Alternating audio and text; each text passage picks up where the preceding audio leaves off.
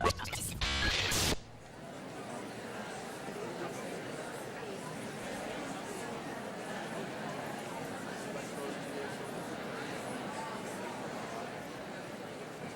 everybody, welcome. Thank you for joining us for Experian's Masterclass.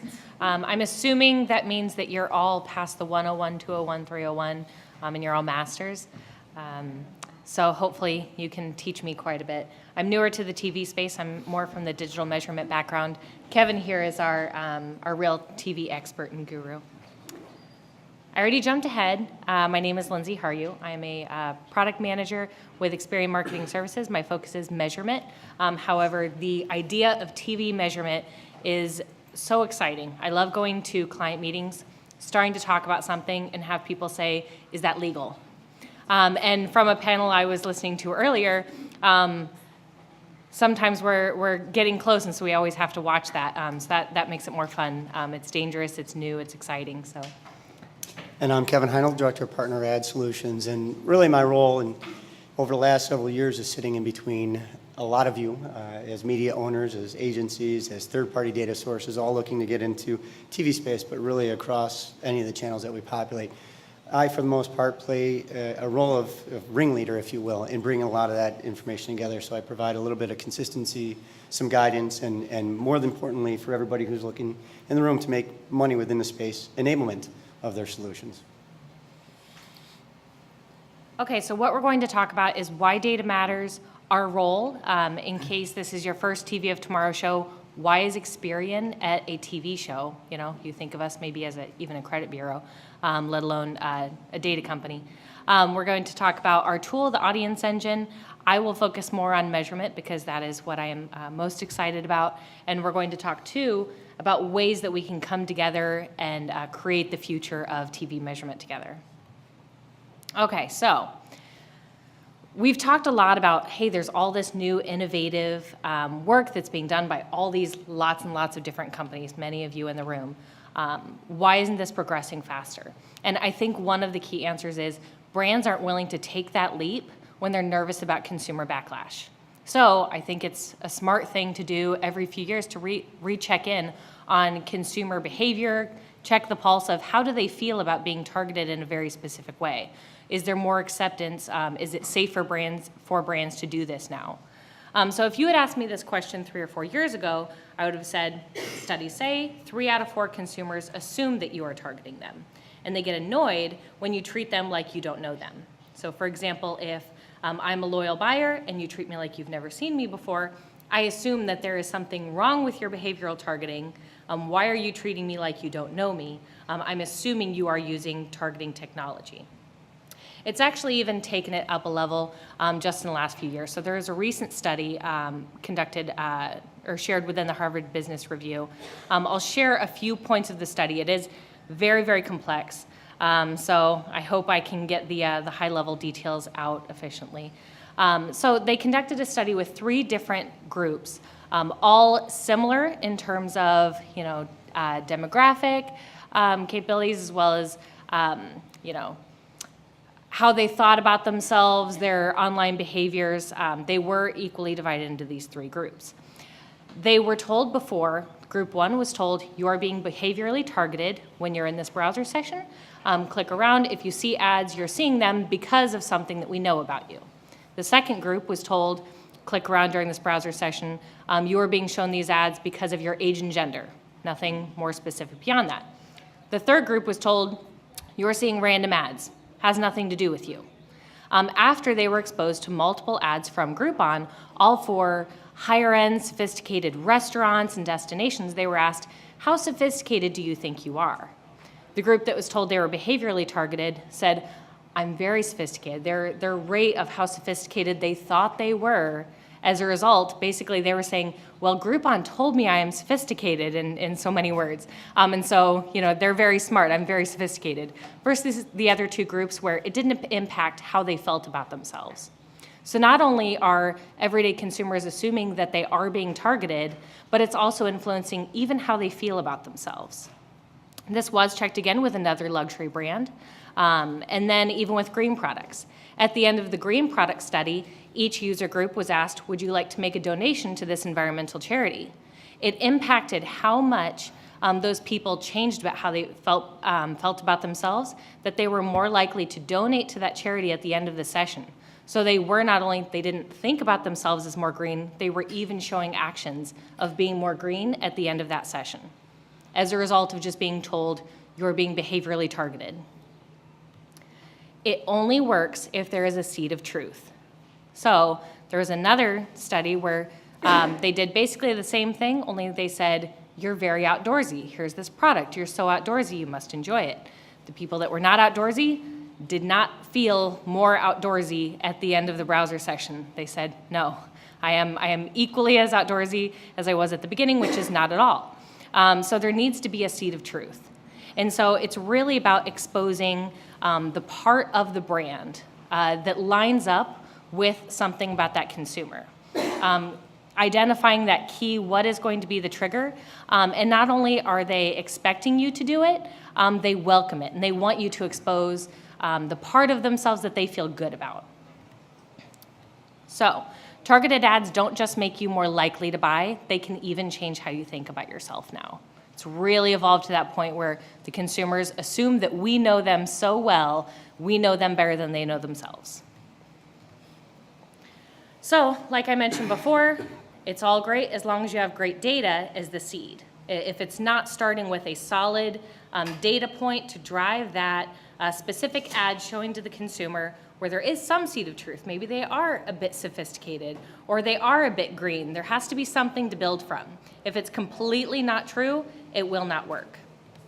So that goes right into the role that we play in the space. Yeah, actually, I think that's funny is that you have the Harvard Business Review doing a study recently to really come to the conclusion that fortune tellers and horoscopes have known forever is play on that little seed of truth and then tell them that they're going to be great if they just do a few other Talk to be things. millionaires. We're like puppeteers that we can control them if we just tell them something nice about themselves. But anyway, I think that the conversation here is targeting as a whole, and as Lindsay pointed out earlier on, is that while Experian is known as a company that's deep in credit, we're really deep in data, and we're one of the originally left data compilers. So we know a lot about people, and that's really a foundation not only for us to be out here and pitching our data as our solutions, but it provides us as a linkage point for a lot of the things that we do with media owners, with third-party sources. It provides us a, if you will, a record of truth to link everything else as accurately as possible. So when we look at this, and go ahead and hit the next slide, Lindsay, when you look at this, we do play the role of Switzerland. If you guys have been in this session, at some point Tracy's going to ask me to stop doing this, but you've seen this flag waved up. I'm German, Austrian, but we play the role of Switzerland in this, in that we want to play a very neutral place. What we're trying to solve for is the problems that our agencies, advertisers, and really our third-party data partners have, which is getting the right target in front of the right people so people can, feel good about what they're doing or what they're buying. But it hits the target, and it is measurable, and it provides them a benefit. It provides all of us a benefit. So we sit in the middle. Go ahead. And have we sat in this space for a long time? Yes. Surely, Experian has been part of the direct mail industry for decades. And really, that's really kind of where we've gotten all the way back. I joke that the TV box, at least in the addressable TV space, is literally nothing more than a mailbox that's sitting on your TV. It uses a lot of the same mechanisms, and that we're dealing with PII.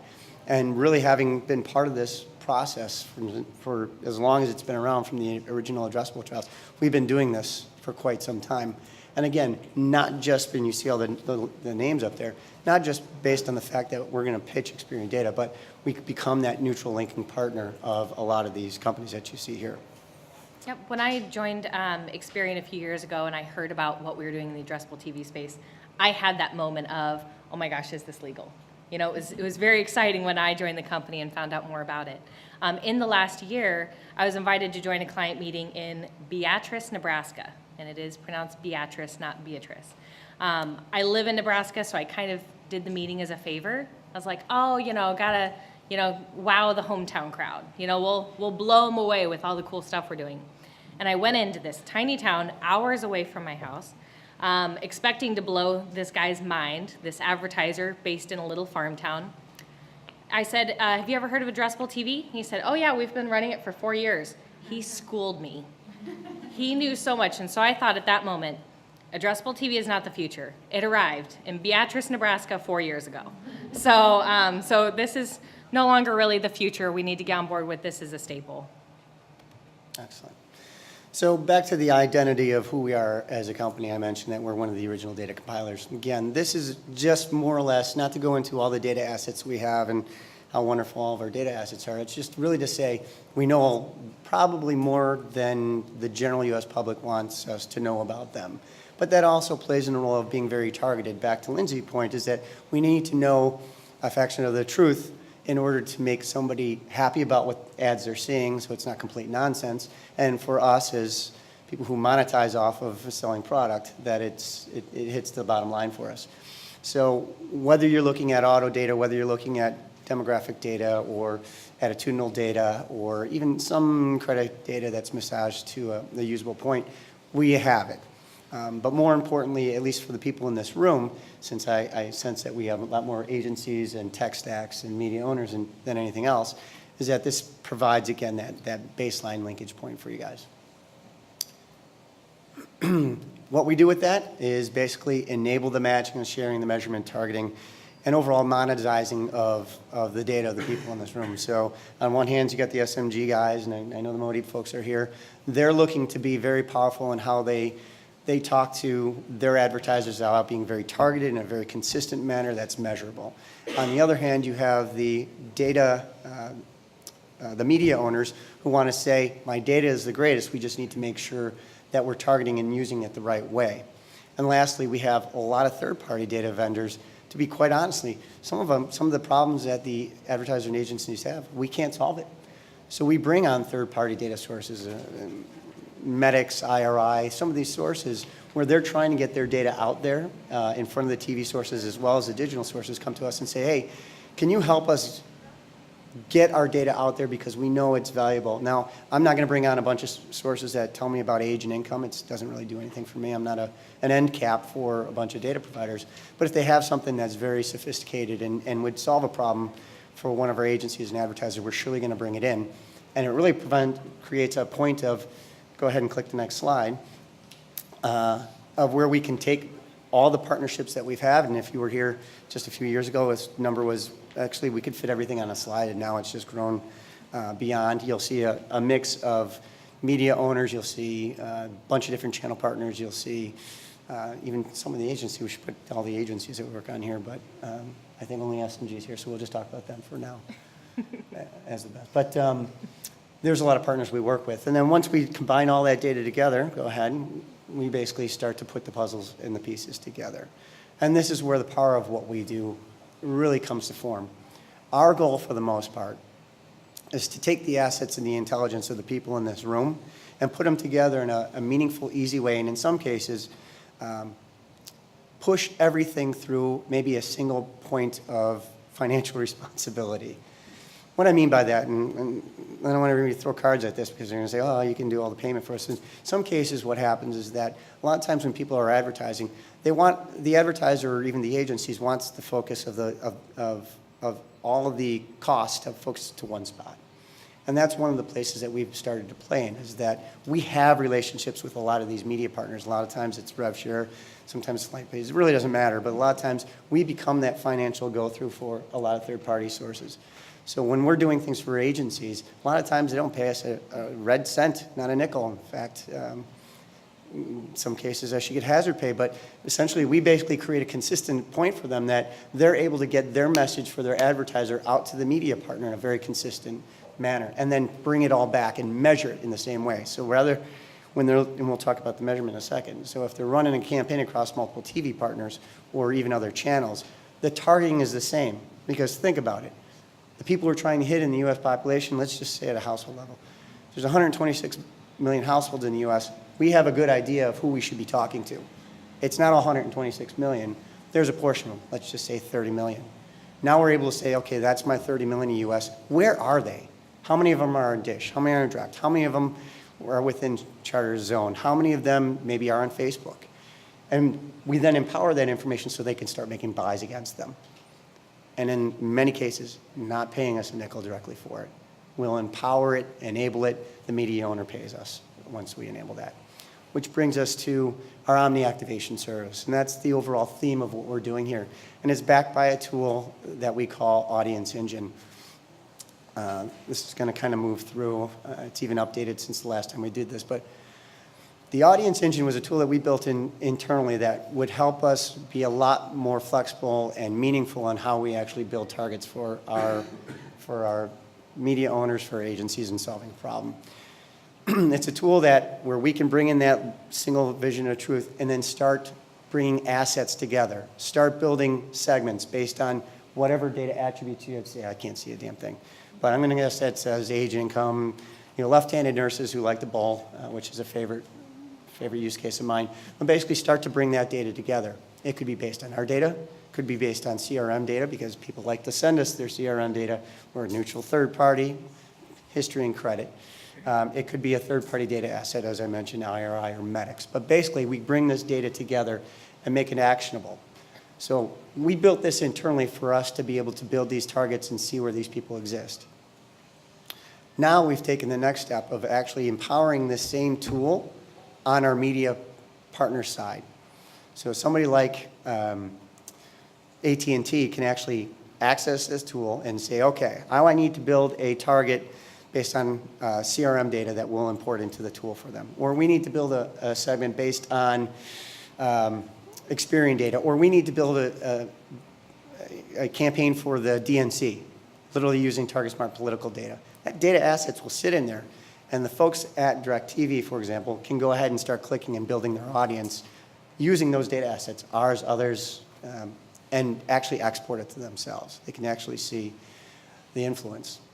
It's growing because at some point in time here, as we migrate through this, we're actually giving this to agencies and advertisers.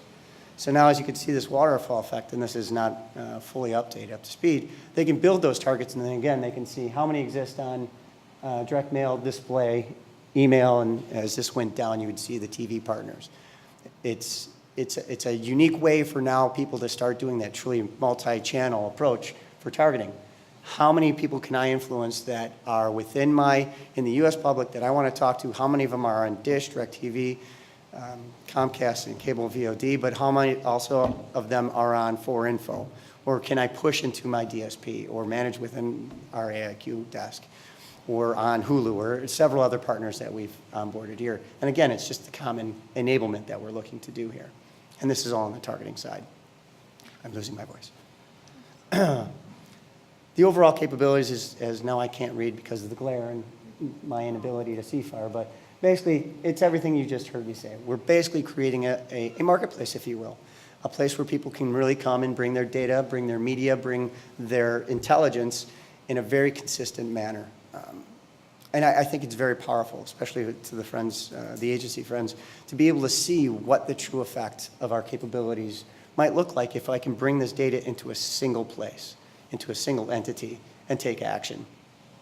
The measurement that Lindsay's going to get into, the aspects of this that will go into the measurement are even more exciting, because now we can start to measure in a consistent way that has a mutual benefit across multiple channels. And Lindsay will talk to that in a second. Yeah, I'll give Kevin's voice a break too. So first I'll go through a few best practices that we've come across by running so many of these campaigns, not only in a TV space, but also for our digital providers as well. So first of all, everyone should be measuring their campaigns. I hope this is not a news flash to anybody in the room. I think we've heard more measurement talk today than even targeting. But basically, it's good for everyone. It's good for the advertiser agency. Someone in the last measurement panel identified, okay, that's great that you're doing all this academic study, but something needs to pay for it. This needs to make money in the end. And so that's the number one thing that measurement will drive. It also proves the value of a lot of us in the room. Did we do our jobs well? Is the transaction data being used to the most potential that it can be used for? And then can it inform the targeting on the back end? Okay, so most of the time when you think about measurement, you're thinking of linking two different data sets. who saw the ad and what was their reaction to the ad. So that's really just media behavior, transactional data. It's really more, good measurement is about 3 different data sets coming together. Consumer data, as well as the media behavior and transaction data. So when you look at the 3 different data sets, who saw the ad? Was it females? Was it a certain income level?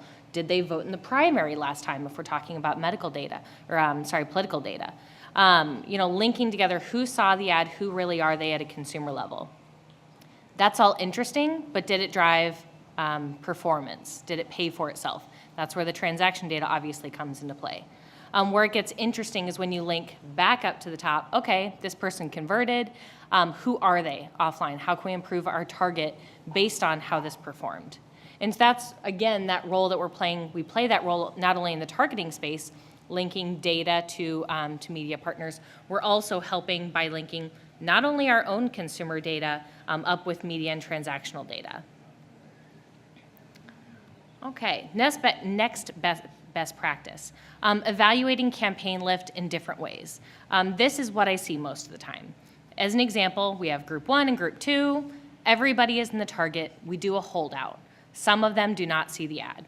And so the people that were exposed, let's say, for example, they had a 1% buy rate. The people that were not exposed had a 0.7. So great, 43% lift.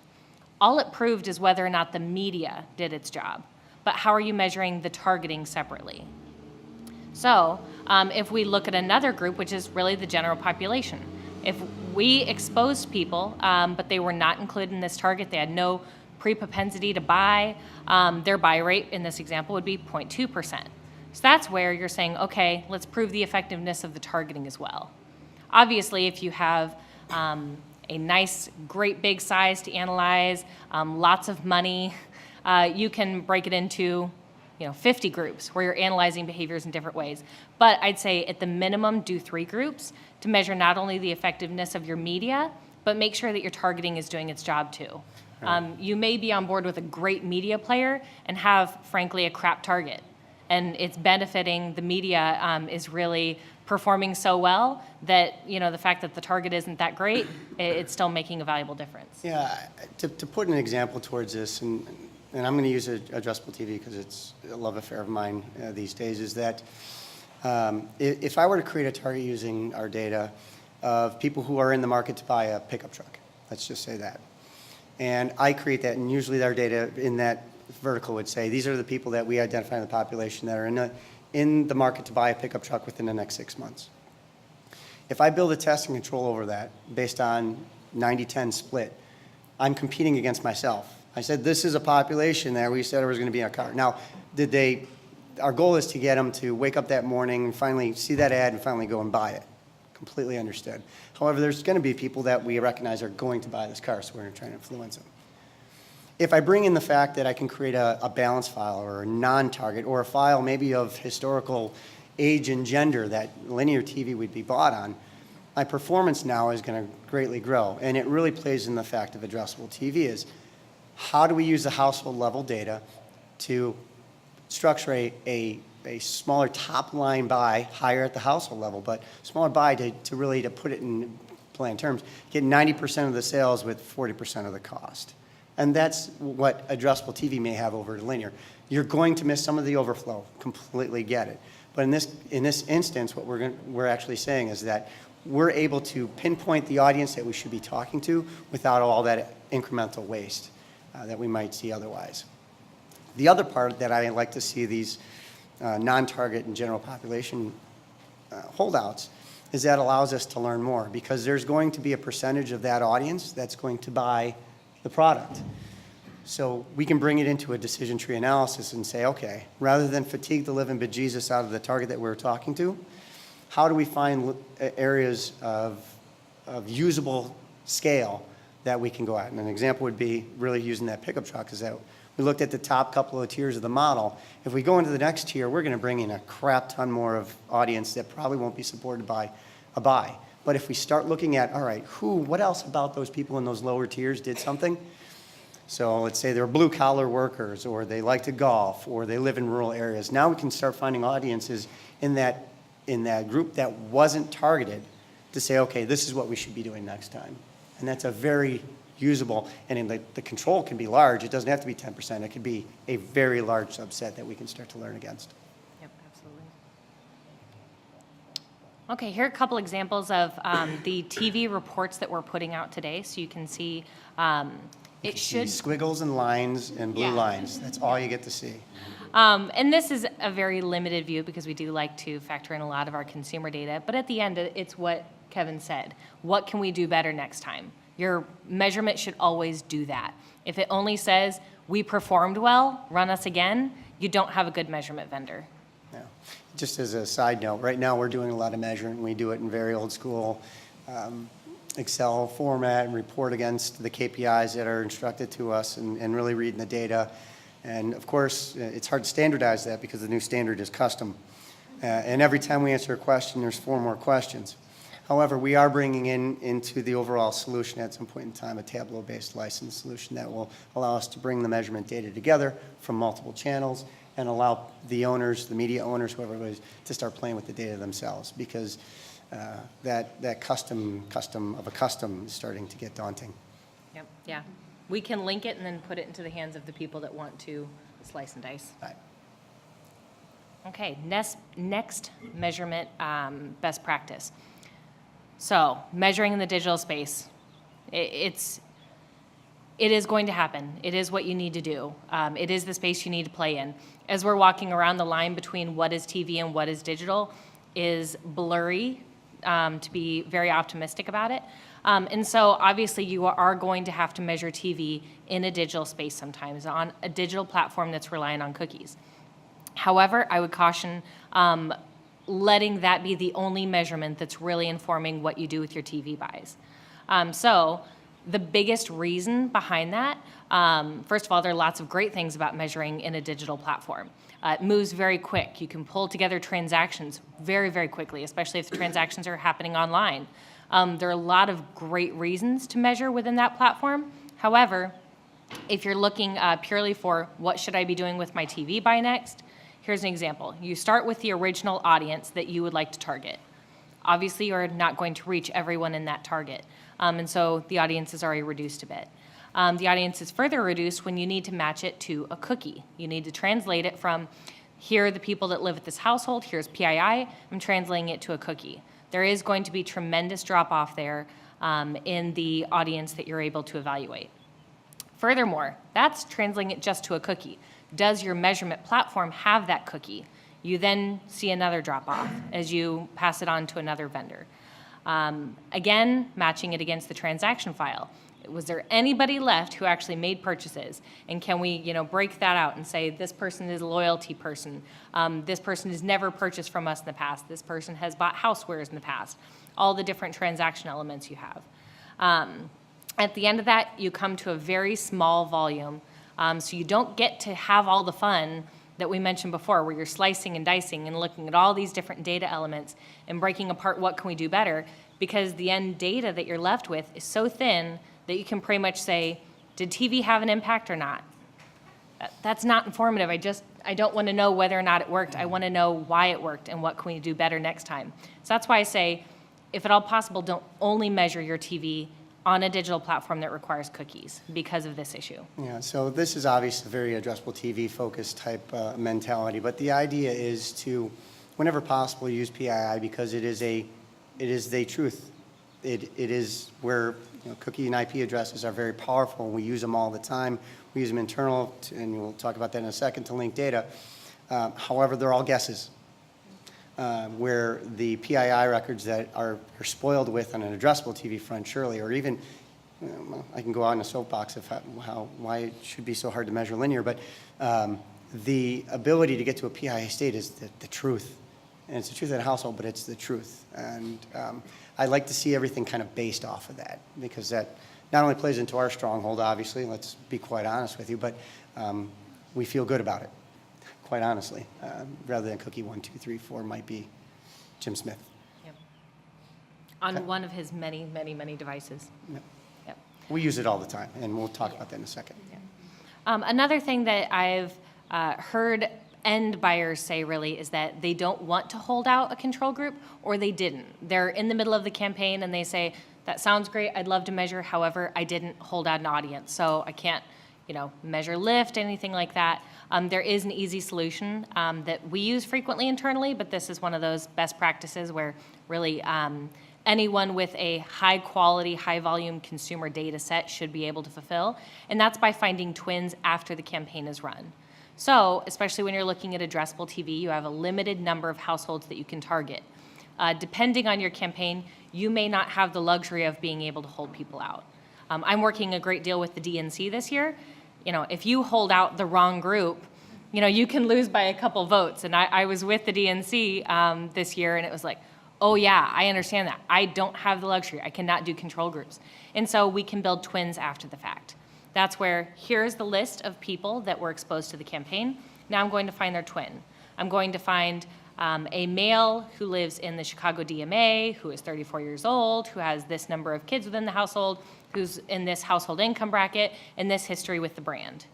You can make it very, very defined and really control for all kinds of elements and have a very sophisticated control group and not necessarily have to always be thinking in advance, oh, okay, I have to hold out 10%.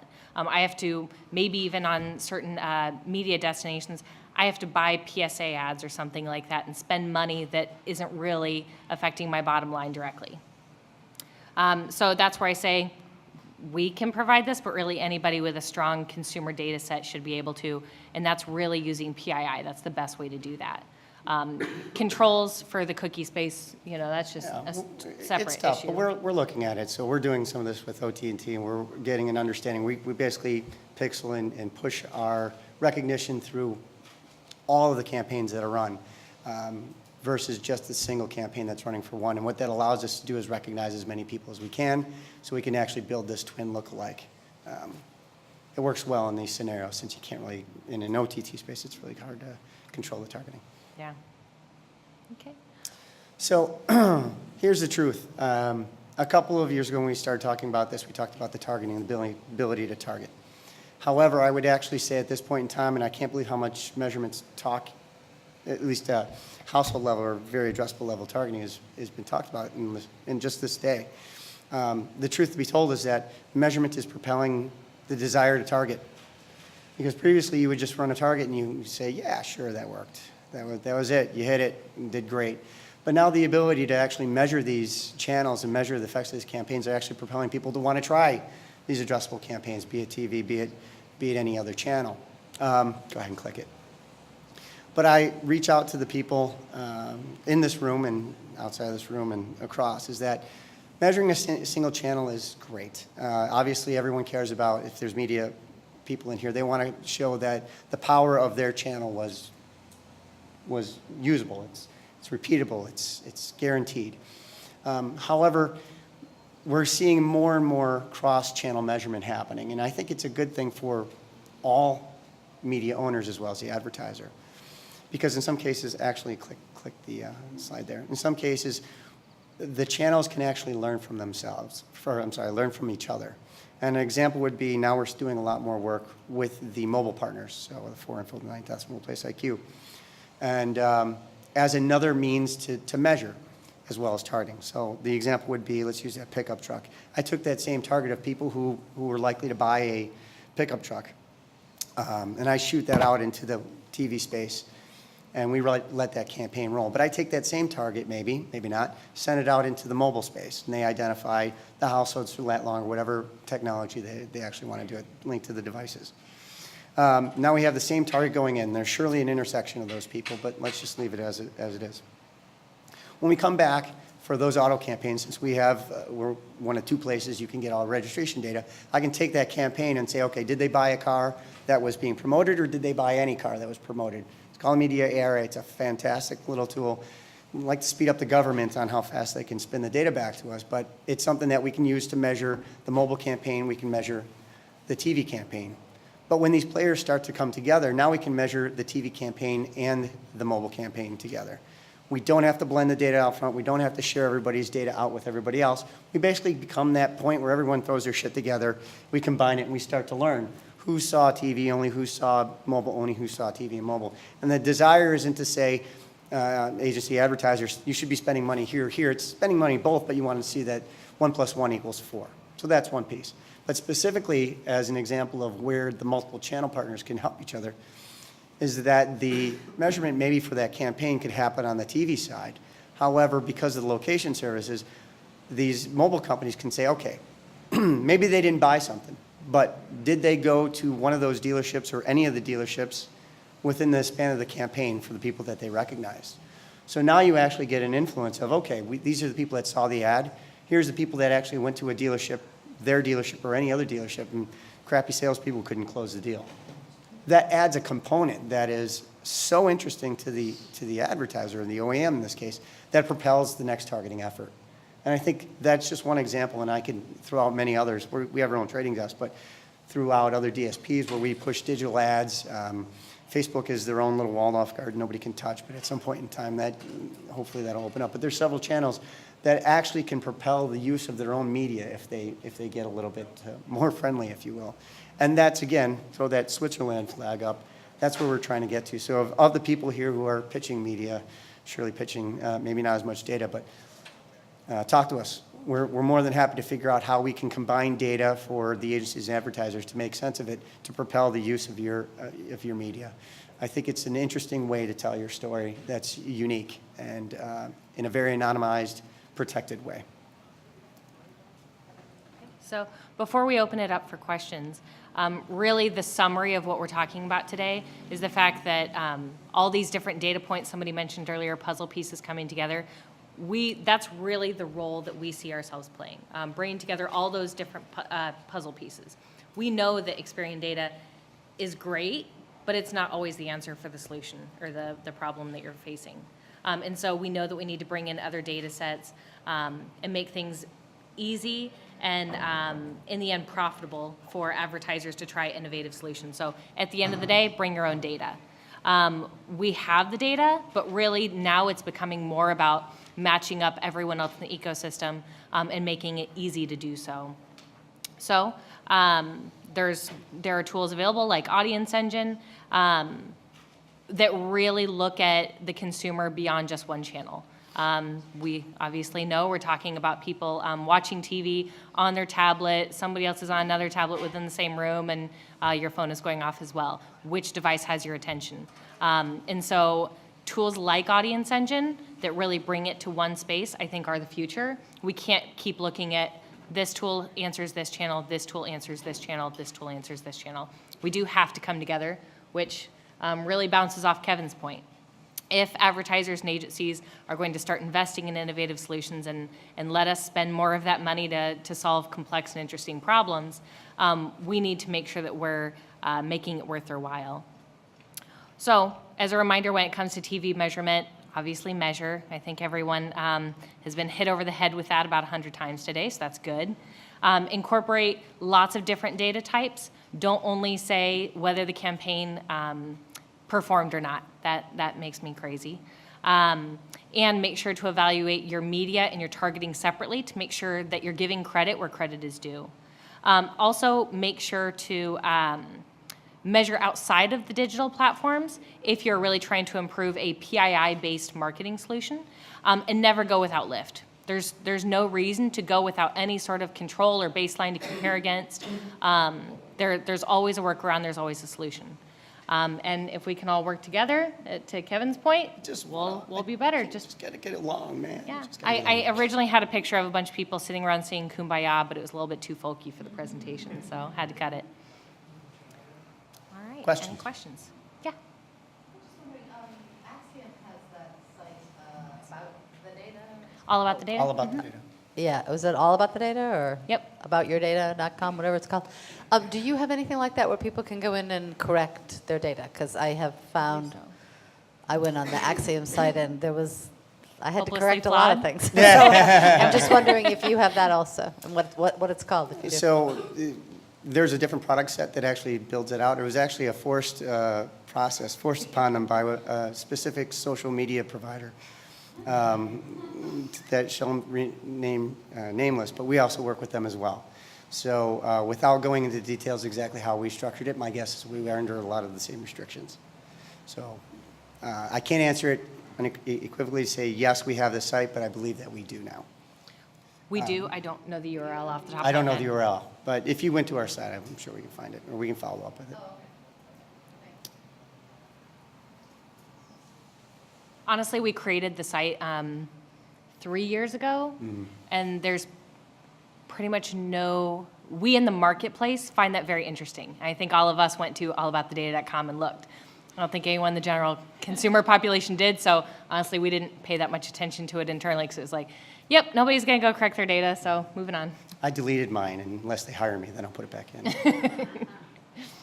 So my question is, you showed that you could break it out for the campaign about where you get it from, but particularly for TV, you have the problem of Comcast, whatever, Charter, whatever, each one of them may own their own data, but if I want to try to buy from Fox directly, the ads they own, Fox doesn't necessarily have that data because they don't have a way of matching MAC IDs to any PII that they happen to own. So what would you see has to change within the industry to allow that kind of matching where Fox might be able to get that information? I think you need a whirlwind of change in the industry. You know, there's people, listen, Lindsay put me as a TV expert. Actually, what I do is listen a lot and come up with a solution. But my thought is at some point in time is that the networks are going to need the operators desperately, and vice versa. So I would imagine at some point in time, maybe even you guys, Helen and Steve, you guys have input into this, but as they go into the negotiations of the cost of buying their shows and their networks, is going to be the give and take of sharing set-top box data across them. We're in conversations with Discovery on how we can kind of get to the same point, but it goes back to everybody's got to play nice in the sandbox. It's not as easy as it sounds. It can be done, but will it be done? Eventually, because the market will necessitate that to happen. The tool that you see here, as far as the data, if our data resides and I can actually push it into the operator to build that target, they can do a number of things using that. They know the viewing data. They don't always give it to me. And they can start building out some of that intelligence with them. Will they take that to Fox and share that with them? Probably not. You know, they're looking to make the money off of their own network buys. So more of a social issue, less of a technological issue. It's a money issue. It's just a money issue. It's a land grab money issue. That's why I think Comcast doesn't go 100% into addressable TV. They're a network. It's where they make a lot of money. It's VOD. You talked about the household being the centerpiece. Is any of your work with, say, 4Info and others kind of translating that household into mobile IDs and individuals? I would actually say typically individuals are the single point. When we work in the TV space, we do roll it up to the household level. That's just because that's where the TV's bought at the household level. But with 4Info, depending on which, let's say 4Info, they capture a lot of the information using that long type detail. So we help them triangulate that to 123 Main Street, and that is the household for the Smith family. But because we know a lot about that household, we can say that here's what's also in the Smith family. There are 3 adults, 2 children, and here's the individual makeup of it. So we can look at what we call P1 to P8 in the house. And then they'll roll that information up to the devices, the multiple devices that they have. So a roundabout way of answering your question is that I don't think that we go in and say this device is we don't tell 4Info that this device is Kevin Heindel versus Gina Heindel, but we provide the information that this is the makeup of the household and there's multiple people within. I do believe that they're actually gathering that data on their own in some cases, but I think it's scattered. Got it. And we do have other partnerships where it is at an individual level. This is Lindsay Haryu, such as our relationship with Facebook, Yahoo. Yeah. The media owner really kind of dictates some of that, right? So if it's email addresses, We match it up to what they have to match to. match up to that. Good. Thank you, everybody.